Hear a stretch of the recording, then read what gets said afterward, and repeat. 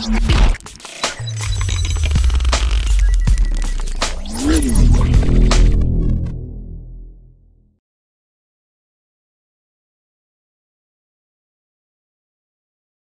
à tous, on se retrouve aujourd'hui pour le Test Express. Donc oui, bon, j'avais arrêté pour le dernier test et là j'ai repris.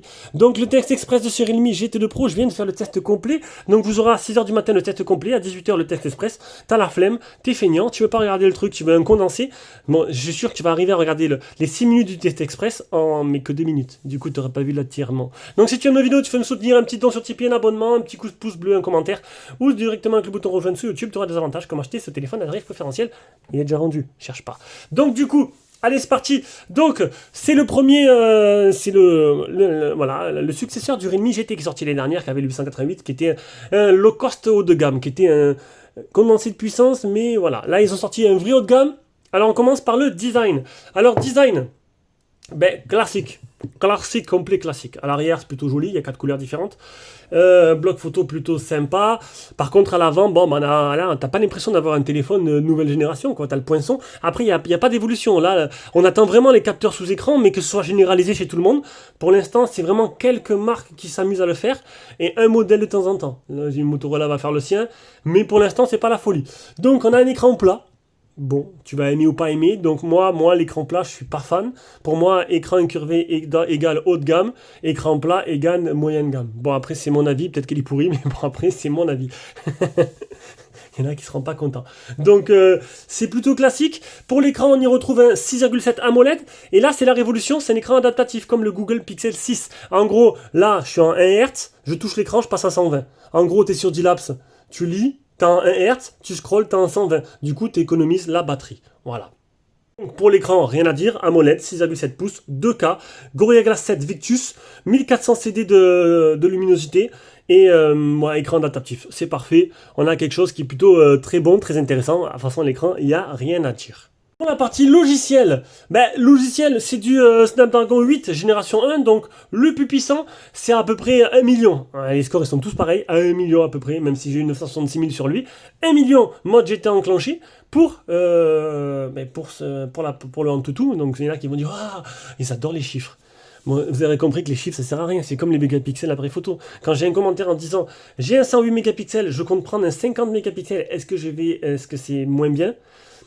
Je réponds, mais c'est dommage que les gens ils s'intéressent aux chiffres. Ils s'en foutent quoi. Voilà. Donc, du coup, t'as quoi? T'as 3 objectifs photo, 50 mégapixels IMX766, 50 mégapixels Samsung grand angle et 2 mégapixels macro. Pourquoi je parle de l'appareil photo alors que j'étais sur la partie logicielle? Partie logicielle, c'est fluide, ça marche très bien, ça tourne comme une horloge, c'est puissant. Ça chauffe un peu parce que c'est un Snapdragon, c'est un haut de gamme. Et voilà, c'est tout. C'est une belle ROM, pleine d'optimisation, un peu sobre, un peu classique, hein, comparé à la concurrence que Vivo ou Xiaomi ou iOS avec Apple. Mais sinon, c'est plutôt pas mal. Ça tourne bien. Niveau photo, c'est comme le Reno 7 Pro, donc c'est le même objectif, c'est un capteur qui a 1 an. Donc c'est le classique, les photos sont très jolies, on arrive à avoir de très bons résultats. Il y a un 2 mégapixels microscope, pas macro, voilà, je rectifie, qui permet de faire des photos microscope. Un truc que je comprends pas. Un macro, déjà, j'utilise pas, mais ça peut intéresser certains. Mais un microscope, je comprends pas. Mais bon, après, ils ont mis un microscope. Voilà. Pour ceux qui veulent la macro, du coup, ils l'achèteront pas. Et ça, c'est tellement bête. Je sais pas. Voilà, c'est comme ça. Donc, les performances en photo sont très bonnes, mis à part de nuit, où je trouve ça un peu léger, comme le Oppo Reno 7 Pro. Et je trouve qu'on a baissé en qualité par rapport à l'année dernière, à la gamme X3 Pro, X3 et X3 Neo. Je comprends pas ce qui s'est passé, et je dis la même chose qu'avec mon Reno 7 Pro. Ma foi, je mettrai les photos sur un lien, comme d'habitude, Drive, qui vous trouvez dans la description.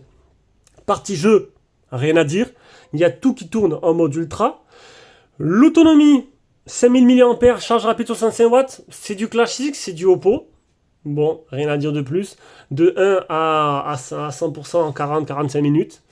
2 jours d'autonomie, ce qui est plutôt simple. Donc plutôt sympa, j'ai envie de dire, plutôt simple. Bluetooth 4.2, haut-parleur stéréo en haut et en bas avec un bon son. Et je pense que j'ai fait le tour. Je prends mes anti-sèches, attendez. Fini, par le meilleur. Full 4G, full 5G, 100% compatible en France. Donc tu peux l'acheter, il n'y a pas de souci, les yeux fermés. Tu pourras avoir la 4G, la 5G, il n'y a pas de souci. Je ne comprends pas encore ces questions-là, mais bon. Faut que je réponde même au nouveau, donc c'est plutôt sympa. Donc un téléphone qui vient de chez Trading Indian, je mettrai un lien d'achat dans la description. Ouh, c'est du sport, hein. Franchement, c'est du sport. Voilà, donc, un rapport qui a été pris. Il y en a qui ont mis c'est trop faire pour le Realme. J'ai répondu dans la vidéo plus longue. J'ai pas envie de m'étendre là-dessus. Sur ce, gros bisous. On se rejoint pour une prochaine vidéo. Ciao, ciao.